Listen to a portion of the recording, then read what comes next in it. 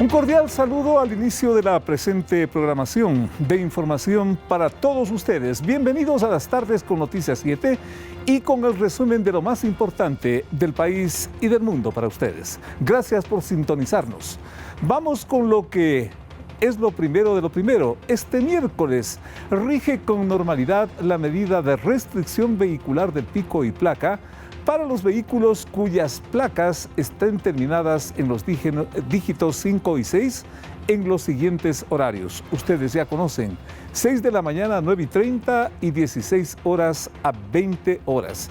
Allí tienen ustedes el indicativo, lo que hay que conocer, lo que hay que estar atentos para evitarse problemas en la circulación.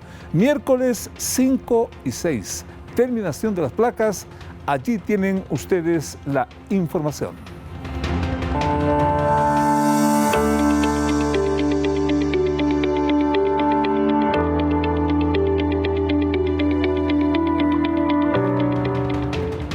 El presidente Daniel Noboa presentó los parámetros de la posible nueva consulta popular, cuya primera pregunta plantea reformar la Constitución para el establecimiento de bases militares extranjeras en el país. La reforma ya fue planteada o aprobada en la Asamblea Nacional. Ahora se espera la calificación de la Corte Constitucional. Esta es la primera pregunta que propone el presidente de la República, Daniel Noboa, para la consulta popular. Está de acuerdo en eliminar la prohibición de establecer bases militares extranjeras o instalaciones extranjeras con propósitos militares en territorio nacional y ceder bases militares nacionales a fuerzas armadas o de seguridad extranjeras, reformando parcialmente la Constitución de conformidad con el anexo de la pregunta. La interrogante está relacionada con el retorno de bases militares de naciones aliadas para combatir la violencia del crimen organizado transnacional. Esta propuesta es una reforma parcial al artículo 5 de la Constitución, que fue tramitada y aprobada por la Asamblea Nacional en junio pasado, con 82 votos afirmativos, donde los legisladores dieron luz verde a la iniciativa del gobierno. Asambleístas que integran el Parlamento dicen que el fin es fortalecer la cooperación internacional. Acá estamos diciendo que necesitamos control y cooperación porque el país necesita contrainteligencia, porque la corrupción se ha tomado incluso algunos estamentos de quienes también hacen esa labor.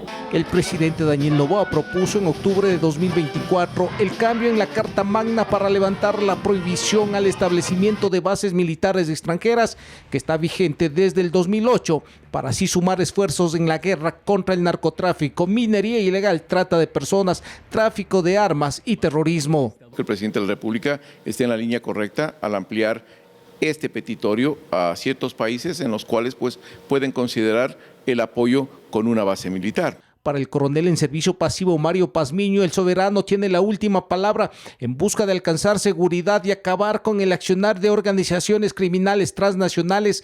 Estados Unidos sería uno de los países que podría colaborar en esta lucha regional. Lo que va a contar Ecuador es con una base de inteligencia y una base de monitoreo y de información, que es sumamente importante en este combate contra el crimen organizado. ¿Por qué? Porque el país no tiene los recursos como para poder hacer interdicción marítima. En su opinión, la base extranjera debería estar en zona costera, por donde pasan grandes cargamentos de droga y los radares detecten la llegada de aviones a pistas clandestinas. Según el experto de Ganar el Sí, el proceso para la instalación de la base logística demoraría entre más o menos 1 año y medio. Puedan proporcionar información a la Fuerza Aérea Ecuatoriana para que pueda hacer interdicción aérea y de esa manera obligar a estas aeronaves que están ingresando libremente al país, a que aterricen y respondan ante la justicia ecuatoriana. La población consultada en la calle apoya la iniciativa del gobierno. Fuera algo bueno para la seguridad más que nada que se está viviendo hoy. Al ser extranjeras, tendría la idea de que tienen mayor dominio de lo que es en el control de seguridad. La Unión Europea también estaría interesada en instalar bases en nuestro país. Iván Casamen, Noticias 7. Eso relacionado con la pregunta 1. Vamos entonces a ver lo que trata la pregunta 2, sobre las organizaciones políticas y el planteamiento del gobierno enviado a la Asamblea para también modificar la Constitución. La segunda pregunta planteada por el Ejecutivo para la consulta popular es una reforma parcial a la Constitución para que se elimine el financiamiento del Estado a las organizaciones políticas y a sus campañas electorales. La pregunta dice así: ¿está usted de acuerdo con que se elimine la obligación del Estado de asignar recursos del presupuesto general del Estado a las organizaciones políticas? Para que la pregunta llegue a las urnas, este jueves el Pleno de la Asamblea Nacional tendría que aprobarla con al menos 77 votos en el segundo debate. Este es un tema del que se ha hablado desde hace años por el rol que cumplían las organizaciones políticas. Es una discusión necesaria que se tenía que dar, es un tema ineludible. Los partidos políticos no han cumplido con los procesos de formación, de capacitación. Además, entre el 2008 y 2023, 81 millones de dólares se desembolsaron a los partidos y movimientos. Hay partidos como Alianza País, por ejemplo, que han recibido 17 millones de dólares. Es por eso quienes fueron fuertes o quienes han continuado en el tiempo, por ejemplo, el Partido Social Cristiano ha recibido 12 millones de dólares. Creo recibió 6 millones de dólares. Y así sucesivamente el Partido Socialista, 6 millones de dólares.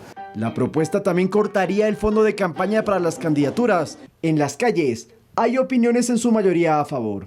Completamente de acuerdo. El que quiere votarse a su campaña, que gaste su dinero. Genera mucho gasto en el Estado.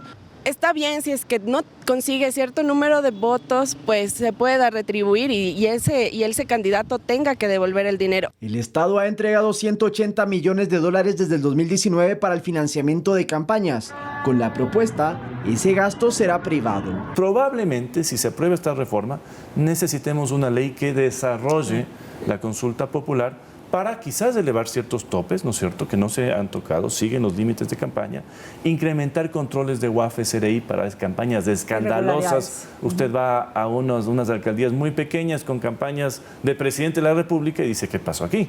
Elecciones con menos candidatos y papeletas más cortas son algunos de los argumentos del gobierno para esta pregunta, en la que usted tendrá la última palabra. Lautaro Andrade Castro, Noticias 7. A propósito de la Asamblea, las minorías legislativas piden al Ejecutivo tener la apertura necesaria para incluir más temas en las preguntas de la consulta popular. El oficialismo considera que los temas son los justos y necesarios. La propuesta gubernamental de consulta popular despertó interés en los sectores legislativos de minoría de impulsar temas que, a su criterio, también deben tener un pronunciamiento ciudadano. El independiente Cristian Benavides es partidario de que se defina otro mecanismo de elección de prefectos, por ejemplo. Deben ser elegidos con el voto rural exclusivamente. Creo que ese cambio lo vienen pidiendo desde la ruralidad muchísimos años, desde la CONAGOPAR en su momento. El legislador por Construye, Pablo Jurado, cree que las organizaciones de la sociedad civil y los propios ciudadanos están convocados a presentar propuestas. Eso sí, lo dijo, el Ejecutivo tendrá la última palabra. Aquellos que hagan llegar sus inquietudes y sus propuestas al Ejecutivo para que puedan ser consideradas. Carmen Tiupul de Pachacutic también espera que con el transcurrir de los días, el Ejecutivo tenga la sensibilidad de incluir otro tipo de temáticas que parten también desde la inquietud y necesidad ciudadanas. Nosotros las preguntas van a ser analizadas una por una. No podemos decir que todo está mal ni que todo está bien. Desde ADN se expuso el argumento que los temas de las 7 preguntas planteadas son las justas y necesarias. Lo acotó la parlamentaria Inés Alarcón. Yo consideraría que ahora hay que ir a hablarle a la gente, por supuesto, hablar acerca de estas preguntas y sobre todo entender que es a favor y a beneficio del país. De acuerdo al Ejecutivo, los temas propuestos en las preguntas se orientan a enfrentar el crimen organizado, mejorar la eficiencia estatal y dinamizar la economía. Javier Ceballos, Noticias 7. Y así 5 consultas populares han sido convocadas por los gobiernos de turno desde el año 2008. Los temas planteados se han relacionado con reformas penales, judiciales, políticas y cambios en asuntos o temas de inseguridad. Las consultas populares y referendos se conciben como instrumentos donde el gobernante requiere que los ciudadanos validen con su decisión cambios en lo político, económico y social. Desde el 2008 hasta lo que va del año, se han realizado a escala nacional 5 consultas populares. 2 en el periodo del expresidente Rafael Correa, la una para validar la nueva Constitución de Montecristi en el 2008 y la segunda en el 2011, donde se aplicaron reformas judiciales y penales. La tercera consulta popular fue en abril del 2018 en el gobierno de Lenín Moreno, Se trataron, entre otros temas, la prohibición de la reelección indefinida y reestructuración del Consejo de Participación Ciudadana y Control Social. La cuarta llegó en febrero de 2023. Guillermo Lasso consultó a los ecuatorianos sobre seguridad, reformas institucionales y medio ambiente. Entre los temas abordados estaban la extradición de ecuatorianos por crimen organizado, la autonomía de la Fiscalía, la reducción del número de asambleístas y una reforma al sistema de designación de autoridades en el Consejo de Participación Ciudadana. La última consulta popular la realizó el actual mandatario Daniel Noboa en abril de 2024, con preguntas enfocadas en seguridad, justicia y empleo. La sexta consulta popular sería la de diciembre de este año. Javier Ceballos, Noticias 7. En este marco, el presidente de la República anunció la realización de una marcha ciudadana para pedir que la Corte Constitucional acoja las preguntas planteadas con miras a una consulta popular. El visto bueno de la Corte es la llave para continuar el trámite que aspira a terminar en las urnas en diciembre próximo. De manera pacífica vamos a protestar este día martes 12, porque no podemos permitir que 9 personas entronadas que ni siquiera quieren aparecer en foto vienen y nos tiran abajo las leyes que les pueden dar seguridad a cada uno de ustedes, las leyes que les pueden dar paz a sus familias y que los pueden dejar trabajar en paz. Ese día 12, el martes, yo marcharé con la gente y marcharemos hacia la Corte Constitucional para hacer sentir el verdadero poder del pueblo. Muchas gracias.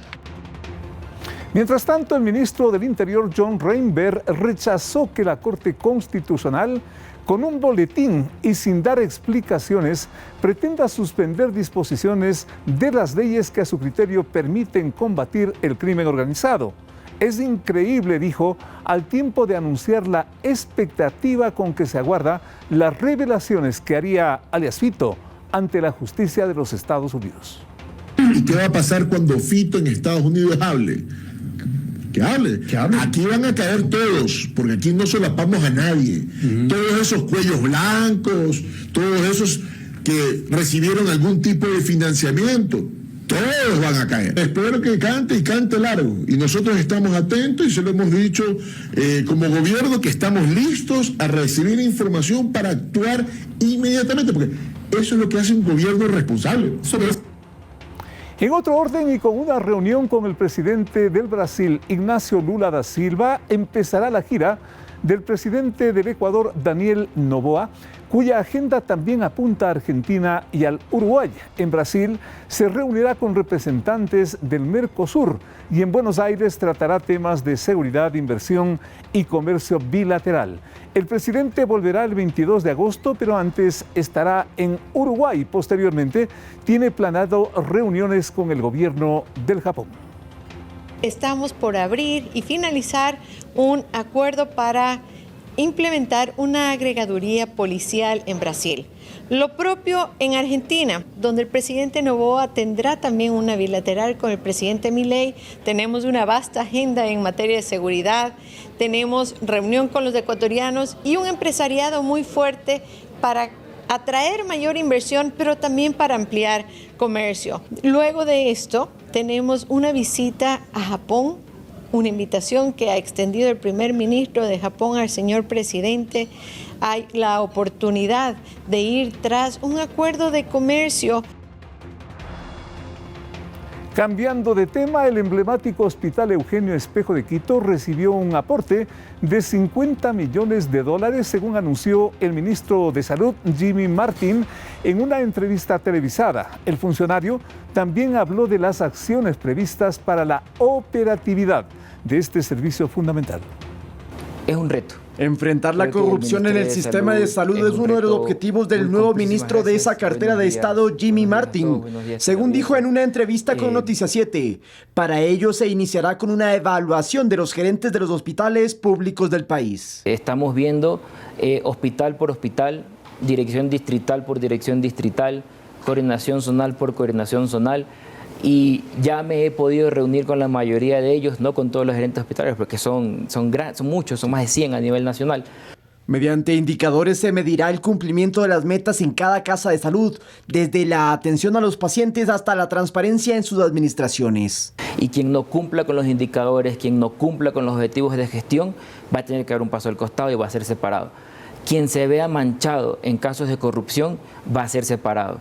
El ministro agregó que en cuanto al abastecimiento de medicinas, el porcentaje en el sistema de salud es del 80%, excepto en zonas puntuales donde se detectó falta de medicamentos, entre otras razones, por el alto volumen de pacientes. En estos casos, lo que se hace es en esas coordinaciones zonales hacer una redistribución, hacer una optimización de los recursos para poder continuar brindando una atención oportuna y de calidad. Otra acción que se tomará a futuro será la depuración de la lista de proveedores externos. Existe una posibilidad de que cuando revisemos el listado, proveedores tengan que salir. Como le menciono, hay proveedores con los que trabajamos y sabemos, tenemos una atención muy buena, tenemos una atención muy digna, pero también tenemos otros proveedores que lamentablemente han utilizado el sistema a su favor.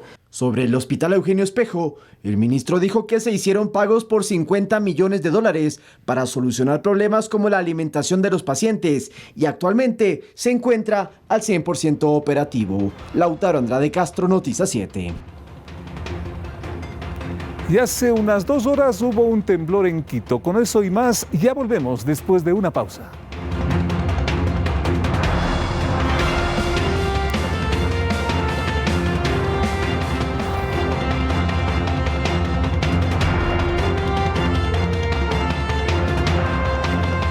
Gracias amigos por sintonizarnos. La Superintendencia de Bancos interpuso una denuncia en la Fiscalía por presunto pánico financiero a raíz de publicaciones en redes sociales que mencionan una supuesta insolvencia del Banco del Pichincha. Autoridades recalcaron que los depósitos de sus clientes están seguros y que el banco cuenta con el respaldo suficiente para responder con todas las operaciones financieras. Mensajes como estos motivaron a la Superintendencia de Bancos a interponer una denuncia en la Fiscalía General del Estado por presunto pánico financiero. En redes sociales circularon varias imágenes indicando el supuesto cierre definitivo del Banco del Pichincha. Es evidente que alguien pagó y organizó este ataque queriendo desestabilizar al sector financiero ecuatoriano. Hay troll centers detrás de todo esto. Dichos mensajes motivaron que decenas de personas se acerquen a varias agencias de la entidad bancaria a escala nacional para retirar su dinero. Sin embargo, el banco tuvo cómo responder. Así lo asegura el superintendente de bancos, Roberto Romero. Puedo decir que el día lunes, cuando empezaron estos ataques, el banco pagó más de $160 millones. En un día normal hablamos de 58 millones. El martes ya regresó toda la normalidad. Y es más, muchos de los retiros del lunes, los clientes regresaron para volver a depositar en su cuenta. El problema nace a raíz de desperfectos en la aplicación móvil del banco. Decenas de usuarios reclamaron no poder acceder a la plataforma para realizar sus transacciones. ¿Por qué se produjo este inconveniente? Porque están cambiando de plataformas para dar mejores servicios. A pesar de eso, la Superintendencia de Bancos anunció un proceso sancionatorio administrativo en contra del Banco del Pichincha debido a las quejas de sus usuarios. Según Romero, la pena podría ir desde la destitución de funcionarios, el retiro del permiso de comercialización de algún producto o servicio, hasta sanciones económicas. Y la sanción más baja es de 30 salarios mínimos vitales. Y la más alta podría ser el 0.01% del total de sus activos, que son muchos recursos. Todo el proceso durará aproximadamente un mes. De su parte, el Banco del Pichincha se ha comprometido a invertir lo necesario para mejorar el rendimiento de su aplicación y así garantizar el servicio a los depositantes. Según la entidad de control, Banco Pichincha tiene buenos números. Su suficiencia patrimonial es de 827%, muy por encima del promedio que es de 366%, mientras que la cobertura para solventar operaciones crediticias es del 263%. Edison Saavedra, Noticias 7. Gente irresponsable que debe ser investigada porque hace mucho daño a este país. Mientras tanto, esta tarde el Instituto Geofísico confirmó un sismo de 3.6 grados en la escala de Richter localizado a 12 kilómetros de Quito. El temblor fue reportado a las 14 horas con 41 minutos a una profundidad de 15 kilómetros. En varios edificios e instituciones de la capital se activaron los protocolos de seguridad, llegando incluso a evacuaciones preventivas. Hubo preocupación en buena parte de la ciudadanía. Pánico más o menos porque uno está en la parte de arriba de un edificio, entonces, pero ahí manteniendo un poco el control de todo lo que se ha vivido. Se suspendieron la parte de los elevadores y nos hicieron bajar por la parte de las gradas. Bueno, obviamente nos asustamos, es un edificio con vidrios, pero tenemos, este edificio tiene un buen equipo de brigadistas, se llaman, y nos hicieron bajar enseguida.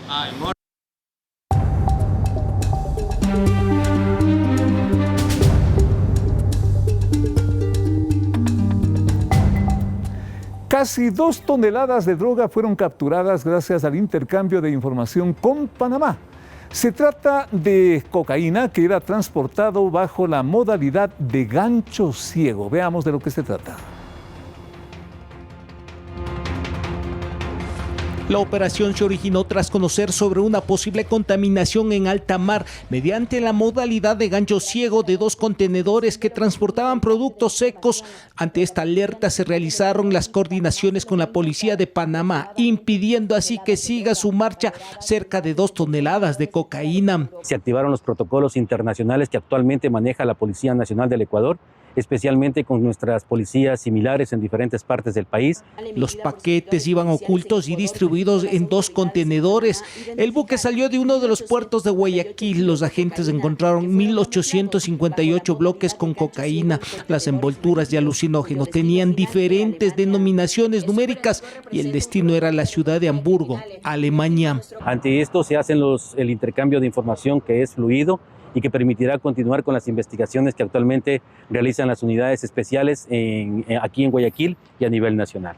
El operativo no dejó detenidos, pero sí el decomiso de casi 2 toneladas de alucinógeno, con un valor de más de $86 millones en Europa. Este nuevo golpe afectó directamente las estructuras financieras de las organizaciones narcocriminales. Nos permite a nosotros, como Dirección Nacional de Investigación Antidrogas, es tener claras las rutas que se están utilizando. Siempre estas son variables. La dinámica en el narcotráfico cambia constantemente. En lo que vamos del 2025 han decomisado 126 toneladas con 6.800 detenidos. Iván Casamen, Noticias 7.